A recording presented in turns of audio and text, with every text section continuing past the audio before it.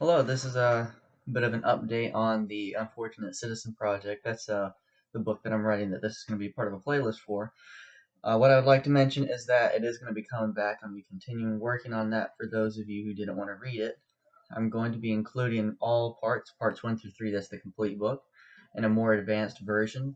Now, the part 1, which I narrated earlier on, that is a earlier draft of the book, and there's obviously errors in that, as simple as spelling it up as in continuity with later parts of the story as I developed it, and that since has been updated to be mostly correct.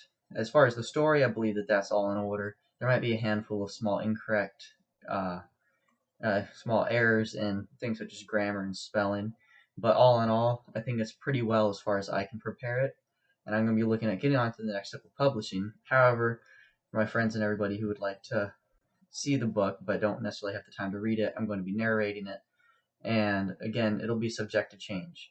Now, I want to mention a couple of changes that have been made to part 1 since the narration that I did back in February, and none of it's too necessarily major. The most important points are, other than shifts to readability, and that means spelling and grammar and syntax and things like that. There was an addition of a piece of information to answer a question somebody had about the story. I already had the answer prepared, I just forgot to include it. It is, why would the Sicilians not try to appeal to some kind of greater governmental authority, like a space congress or something like that, to get some space police there to challenge Florence and what it was doing? The reason for that is that when they were landing on the planet, the module of the ship, which had all the communication equipment, that was destroyed or lost. And that means that since then, for 200 years, they've been completely isolated on Europa from any outside peoples.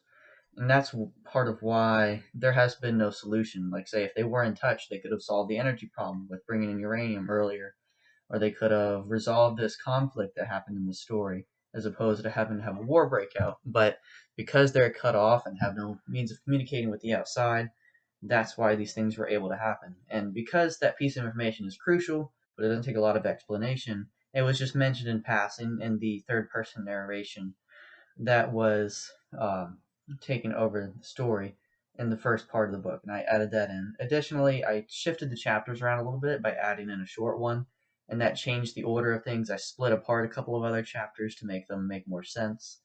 And that chapter that I added in, the function of that, it was from the perspective of the Queen immediately after the meeting with Antonio and the other representatives of Florence. And this chapter was a brief meeting in between one of the two generals of the guard and the Queen, and she was explaining to him that she had made the decision not to fight, and he was saying, well, your daughter's up in the barracks and she's wanting to have this whole ordeal. Do you want me to just put a stop to this so that she doesn't take the guard and go and do something crazy that you don't want? And she's like, well, I would like to fight back, but I'm just afraid of the results that it could have on my stature and my popularity with the people. However, my daughter is popular and she's already willing to take the risk. So if she wants to do this, don't stop her. She's not getting permission. However, I'm saying that if she wants to take control of the guard, we aren't going to prevent her, because if she's successful, now this is something that the Queen doesn't mention, to, I believe it was Capone that she was talking to, him or Miranda. And she says, um, if she is successful, then I'm going to benefit from this. And that's going to be great for her politically, and she can take advantage of that. However, if her daughter fails, then what she can say is, well, my daughter did this on her own. She went AWOL. I didn't give her permission to do this.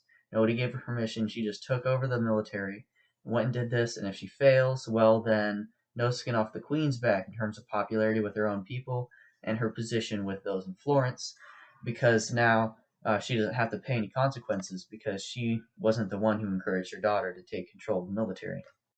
Now, those are the major changes that have been made, and I'm going to go on after this video to explain, or to just continue narrating from the next chapter, beginning part 2, and I'm going to try to narrate all the way to the end of the book.